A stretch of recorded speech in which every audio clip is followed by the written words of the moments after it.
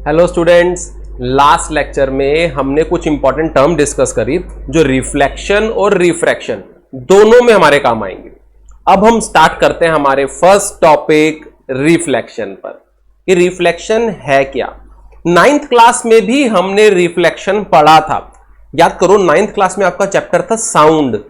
Sound में हमने reflection की थी, बीच में हम ऑब्स्टेकल रखते थे, ऊपर एक रिफ्लेक्टिंग सरफेस। कैसे, ये देखो, ये मिरर था या कोई मेटल की शीट थी, बीच में हम एक ऑब्स्टेकल रखी थी और यहां पे एक क्लॉक थी और एक पाइप हमने प्लेस की थी बिल्कुल एंगल पर, जहां पे ये angle A is equals to angle B था। यहां से हम सुनते थे तो हमें क्लॉक की साउंड सुनाई देती थी।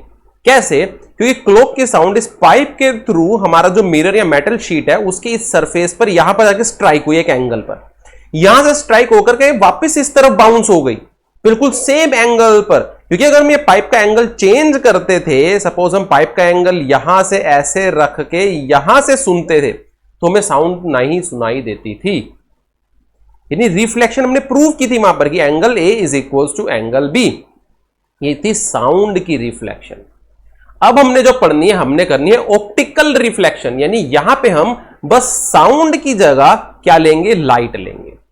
जैसे अभी एग्जांपल देखो, आपका ये पिक में देखो कि आपके पास ये लेजर बीम है, ग्रीन लाइट आपके पास है, ये लाइट इंसिडेंट लाइट है। नीचे हमने रिफ्लेक्टिंग सरफेस रखा कुछ, यहां पे स्ट्राइक की और देखो जिस मीडियम से आई थी उसी मीडियम में वापस चली गई, अंदर पेनिट्रेट नहीं होती। जिस मीडियम से लाइट आ रही है उसी मीडियम में वापस चलेगी। इसको हम ऐसे भी कह सकते हैं बाउंसिंग बैक ऑफ लाइट। तो ये रिफ्लेक्शन क्या है? It is the bouncing back of light on striking a reflecting surface. किसी सरफेस से टकरा करके अगर वापस चली जाती है उसे हम क्या बोलते हैं, रिफ्लेक्शन बोलते हैं। और बस रिफ्लेक्शन नाइन्थ में हमने डील किया था साउंड के साथ, यहां पर हम डील कर रहे हैं लाइट के साथ। तो bouncing back of light on striking a surface is called reflection. Simple सी डेफिनेशन है हमारी। अच्छा, नेक्स्ट चलते हैं। भाई रिफ्लेक्शन हम पढ़ क्यों रहे हैं, जरूरत क्या है? अच्छा देखो, हम हमारी रियल लाइफ में जो ऑब्जेक्ट्स है ना, दो तरह के ऑब्जेक्ट्स से डील करती हैं। एक वो ऑब्जेक्ट्स होती हैं जो इल्यूमिनेटिंग ऑब्जेक्ट्स है। इल्यूमिनेटिंग ऑब्जेक्ट्स का मतलब जो लाइट एमिट करती है, लाइक आपका बल्ब हो गया, ट्यूबलाइट हो गई, बर्निंग कैंडल हो गई, सन हो गया, स्टार्स हो गए, ये इल्यूमिनेटिंग ऑब्जेक्ट्स हैं। नॉन इल्यूमिनेटिंग ऑब्जेक्ट्स यानी जो लाइट एमिट नहीं करती, जैसे हम पर्संस हो गए, टेबल, चेयर, वॉल, ये लाइट एमिट नहीं करते। अब भाई जो सोर्सेज लाइट एमिट कर रहे हैं वहां से तो लाइट आ रही है हमारे पास, एक्चुअल में वो एमिट कर रहे हैं लाइट, तो वो हमें दिख जाते हैं। लेकिन अगर हम अपनी बात करें, सपोज पर्संस की बात करें, हम तो लाइट एमिट नहीं करते, फिर हम एक दूसरे को कैसे देख सकते हैं? आप बुक रीड करते हो, बुक लाइट एमिट नहीं करती, आप कैसे रीड कर सकते हो? तो यहां पर रिफ्लेक्शन फिनोमिना है। आपके रूम में सपोज कोई भी लाइट सोर्स है, लाइट सोर्स यानी सपोज करो एक ट्यूबलाइट है, ट्यूबलाइट से पर्सन पर लाइट स्ट्राइक की और हमने क्या किया, उसे फिर रिफ्लेक्ट किया। तो हमने जो लाइट को रिफ्लेक्ट, यानी लाइट आई हमसे टकराई और वापिस गई, जो वापिस गई वो सामने वाला पर्सन जो है वो उसकी आई में एंटर हुई, और वो जो रिफ्लेक्टेड लाइट थी वो कहां गई थी, हमसे गई थी, अब रिफ्लेक्ट होके दूसरे पर्सन की आई में एंटर हुई तो हम उसे देख पाए। सपोज पेन है, पेन लाइट एमिट नहीं करता, पर रूम में लाइट है, लाइट इस पेन पर स्ट्राइक की, इस पेन से स्ट्राइक होकर रिफ्लेक्ट हुई, वो रिफ्लेक्टेड रे हमारी आईज में एंटर हुई और हमने उस पेन को देख लिया। तो रिफ्लेक्शन मस्ट है ना भाई। अगर रिफ्लेक्शन नहीं होगी, यहां पर नॉन इल्यूमिनेटिंग ऑब्जेक्ट्स अगर लाइट को रिफ्लेक्ट करना बंद कर दें तो बिल्कुल एक डार्क सा सब कुछ दिखाई देगा, हम उसे देख ही नहीं पाएंगे। तो सबसे पहली चीज आती है भाई देखने के लिए, ऑब्जेक्ट्स को देखने के लिए। और हीट प्रोड्यूस करनी हो, हम अभी अपने चैप्टर में, रिफ्लेक्शन वाले चैप्टर में, ऑप्टिकल इंस्ट्रूमेंट मिरर लेंगे, उससे इमेजेस ड्रॉ करेंगे। आप सपोज मिरर के सामने रोज ड्रेसअप होते हो, अपनी इमेज देखते हो मिरर के अंदर, तो इमेजेस के लिए हम फॉर्म भी करेंगे। हम स्फेरिकल मिरर्स लेकर के चलेंगे, उनसे इमेजेस फॉर्म करेंगे, तो वहां पर रिफ्लेक्शन थ्रू इमेज फॉर्मेशन होगी।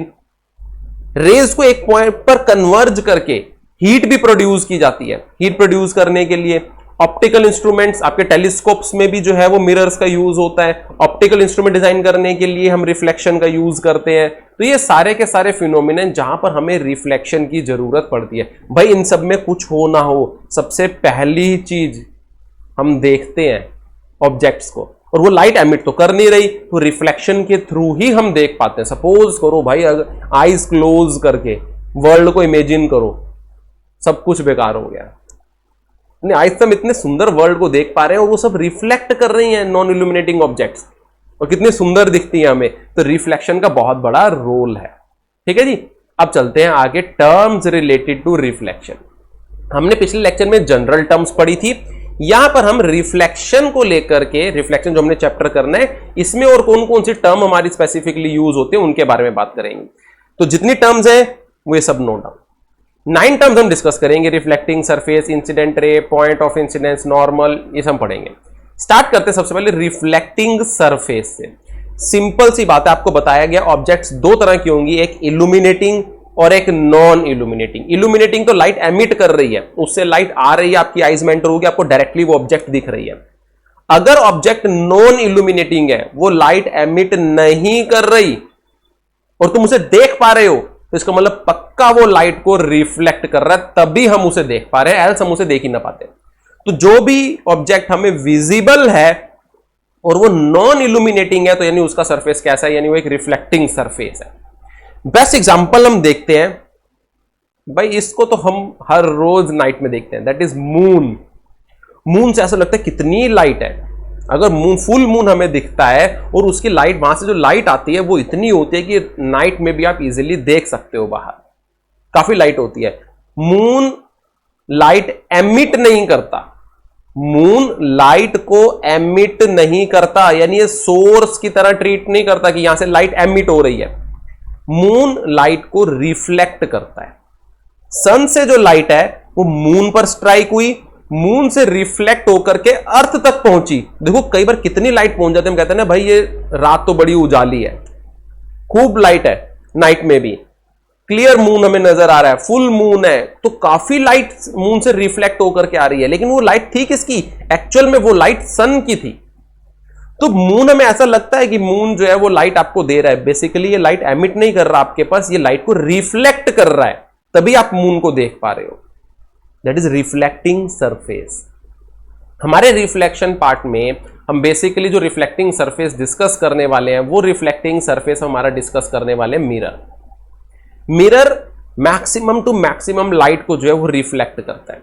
अच्छा, कुछ सरफेसेस, सपोज हमें स्टोन है, स्टोन को देखो, स्टोन डल दिखता है, वो लेस लाइट रिफ्लेक्ट करता है।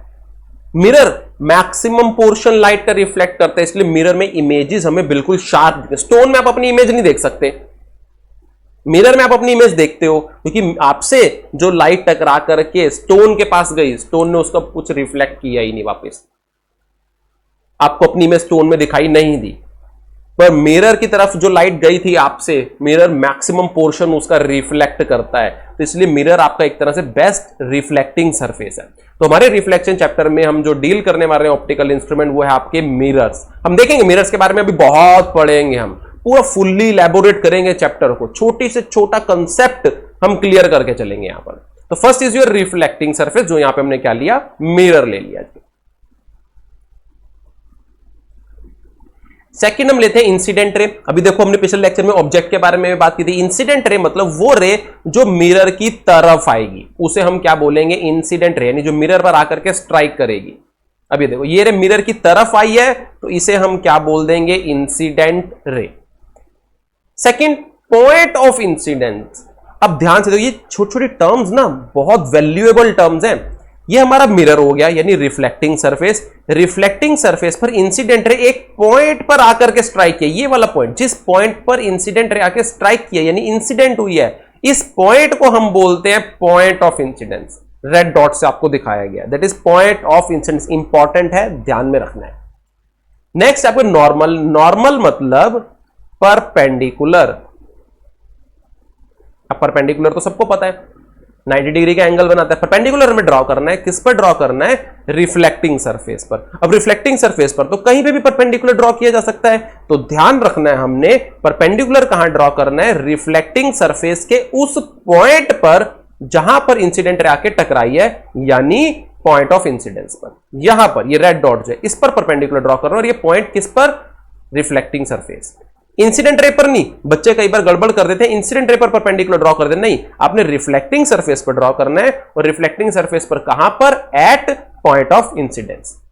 नॉर्मल को आप दिखाओगे डॉटेड लाइन से, क्लियर, इतनी बार इसको डार्क लाइन से नहीं दिखाना। इंसिडेंट रे, रिफ्लेक्टेड रे, इनको आप डार्क लाइन से दिखाओगे, बाकी आप एल्स डॉटेड दिखाओगे। नेक्स्ट है एंगल ऑफ इंसिडेंस।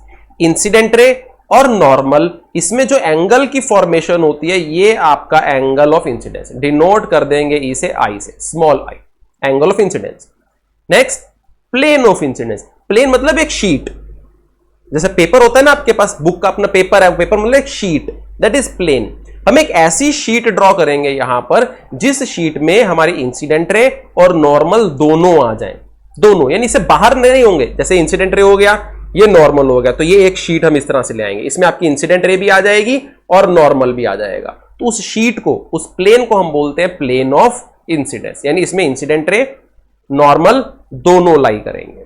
नेक्स्ट अब हमारे पास आता है रिफ्लेक्टेड रे, अभी हम उसको हटा दें। रिफ्लेक्टेड रे, रिफ्लेक्टेड रे क्या है? इंसिडेंट रे आके स्ट्राइक की, अब हमने देखा था भाई इंसिडेंट रे आके स्ट्राइक करेगी, यहां से टकरा करके ये इसी मीडियम में वापस चली जाएगी, इसी को हमने क्या बोला था? रिफ्लेक्शन बोला था। तो ये पॉइंट ऑफ इंसिडेंस से ही ये रे वापस चली जाएगी जिस मीडियम से इंसिडेंट रे आई थी, कुछ इस तरह से। तो ये आपके पास रेड से क्या बन गई? आपकी रिफ्लेक्टेड रे। नॉर्मल और रिफ्लेक्टेड रे में जो एंगल है उसे हम डिनोट करते हैं एंगल ऑफ रिफ्लेक्शन से, यानी ये आपके पास क्या हो जाएगा? Angle of reflection, that is R से डिनोट कर दोगे। क्लियर इतनी बात? अब ये angle of reflection, normal, reflected ray, अब एक प्लेन यहां पे भी ड्रॉ करेंगे हम, एक ऐसा प्लेन जिसमें नॉर्मल और रिफ्लेक्टेड रे ये दोनों लाई करें, इसे हम क्या बोल देंगे? प्लेन ऑफ रिफ्लेक्शन, यानी ये हमने ड्रॉ कर दिया प्लेन ऑफ रिफ्लेक्शन। पहले प्लेन ऑफ इंसिडेंस था, अब प्लेन ऑफ इंसिडेंस क्या था? उसमें इंसिडेंट रे और नॉर्मल थे। प्लेन ऑफ रिफ्लेक्शन में क्या होगा? आपकी रिफ्लेक्टेड रे और नॉर्मल ये दोनों लाई करेंगे। अब ये प्लेन एज सच हमने अपनी बुक में तो पढ़ा नहीं, जब आप लॉज ऑफ रिफ्लेक्शन करोगे ना, उसमें सेकंड लॉ एक, वहां पे हम इस प्लेन की हेल्प लेंगे। पर generally plane of incidence, plane of reflection को छोड़ के बाकी सब आप जो है वो कॉमनली यूज करते हो। मेनली ये जो प्लेन का यूज है, प्लेन ऑफ इंसिडेंस और प्लेन ऑफ रिफ्लेक्शन, क्या बताया गया आपको कि जब आप सेकंड लॉ डिस्कस करोगे रिफ्लेक्शन का, वहां पे हमने इसका यूज करना है। तो छोटी छोटी टर्म्स थी, इसमें ध्यान रखना है पॉइंट ऑफ इंसिडेंस, इस पर नॉर्मल ड्रॉ होता है और नॉर्मल किस पर? रिफ्लेक्टिंग सरफेस पर ड्रॉ होता है। ये बहुत इंपॉर्टेंट चीज है, वरना बच्चे परपेंडिकुलर इंसिडेंट रे पर ड्रॉ कर देते हैं जल्दी जल्दी में। नॉर्मल किस पर ड्रॉ होगा? आपका रिफ्लेक्टिंग सरफेस पर। तो सबसे पहला काम आपके पास क्या आएगी? Incident ray. फिर उसके बाद आप क्या ड्रॉ करोगे? नॉर्मल ड्रॉ करोगे। ये स्टेप बाय स्टेप बता रहा हूं आपको, आपने क्या करना है जब भी आप आगे रिफ्लेक्शन डिस्कस करोगे। सबसे पहले इंसिडेंट रे, फिर जिस पॉइंट पे रिफ्लेक्टिंग सरफेस के सरफेस पर जिस पॉइंट पे इंसिडेंट रे आके टकराई है, उस पॉइंट पर रिफ्लेक्टिंग सरफेस के लिए परपेंडिकुलर ड्रॉ करना है, यानी नॉर्मल ड्रॉ करना है। नॉर्मल हो गया, फिर उसके बाद जिस तरफ से इंसिडेंट रे आ रही थी उसी तरफ आपने रिफ्लेक्टेड रे भेज देनी है। ये चीज, ये 3 स्टेप फॉलो करने हैं। हमारे डायग्राम जो भी रिफ्लेक्शन में डिस्कस करनी है बिल्कुल फर्स्ट क्लास होगी आपके पास। इंपॉर्टेंट पॉइंट्स थे रिफ्लेक्शन में हमने डिस्कस करने हैं। छोटा सा लेक्चर था, हमने बात की रिफ्लेक्शन क्या होती है, बाउंसिंग बैक वर्ड यूज किया, बाउंसिंग बैक। हम एक बॉल सपोज वॉल पर हिट करते हैं, वो टकरा के वापिस आती है, दैट इज बाउंसिंग बैक। ऐसी लाइट गई, टकराई रिफ्लेक्टिंग सरफेस पर, वापिस आई। अच्छा, 100% वापिस नहीं आती, इस बात को ध्यान में बिठा लो। 100% यहां से जो हम चाहे मिरर को हमने क्या बोला? बेस्ट रिफ्लेक्टिंग सरफेस, यानी मैक्सिमम पोर्शन। 100% वर्ड यूज हम नहीं किया यहां पर, ये 100% रिफ्लेक्ट नहीं करेगा। हमने क्या बात की? मैक्सिमम रिफ्लेक्ट करेगा। तो 100% आपकी रिफ्लेक्शन नहीं होती है, मैक्सिमम होती है, और वो मिरर से होती है आपकी। एक केस हम रिफ्रैक्शन में जाके डिस्कस करेंगे। रिफ्रैक्शन में वहां पे भी फिनोमिनल रिफ्रैक्शन होगा, पर वहां पे आपको रिफ्लेक्शन देखने को मिलेगी। सिर्फ वो एक केस है जहां पर आपको 100% रिफ्लेक्शन मिलेगी, उसको हम बोलते हैं टोटल इंटरनल रिफ्लेक्शन। एक्चुअल में वहां पे हम कोई रिफ्लेक्टिंग सरफेस मिरर यूज नहीं करेंगे, फिनोमिना रिफ्रैक्शन का होगा, पर आपको रिफ्लेक्शन देखने को मिलेगी वहां पे विदाउट यूजिंग रिफ्लेक्टिंग सरफेस, आपको रिफ्लेक्शन देखने को मिलेगी। वहां बस एक केस ऐसा आपके पास कि 100% रिफ्लेक्शन आपके पास होएगी, एल्स आप जितने भी केसेस डिस्कस करोगे वहां पे आपके पास 100% रिफ्लेक्शन नहीं होने वाली। इवन आप वाटर भी देखते हो, वाटर में अगर आप देखो लाइट उसके अंदर एंटर होती है, पर आपको उसमें थोड़ी सी अपनी, अगर आप ऊपर से बिल्कुल वाटर में देखोगे तो थोड़ी सी अपनी इमेज दिखाई देती है आपको, यानी कुछ रिफ्लेक्शन वहां पर होती है, बाकी अंदर चली गई वाटर में, यानी रिफ्रैक्शन हो गई।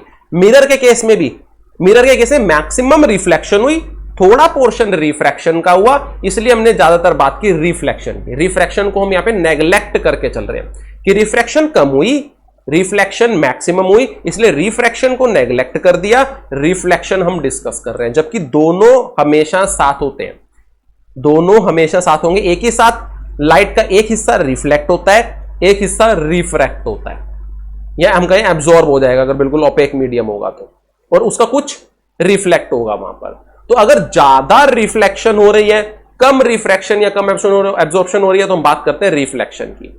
अगर रिफ्लेक्टेड पोर्शन कम है, ज्यादा रिफ्रैक्ट हो रहा है, तो रिफ्लेक्टेड को नेग्लेक्ट करके हम बात करते हैं रिफ्रैक्शन की।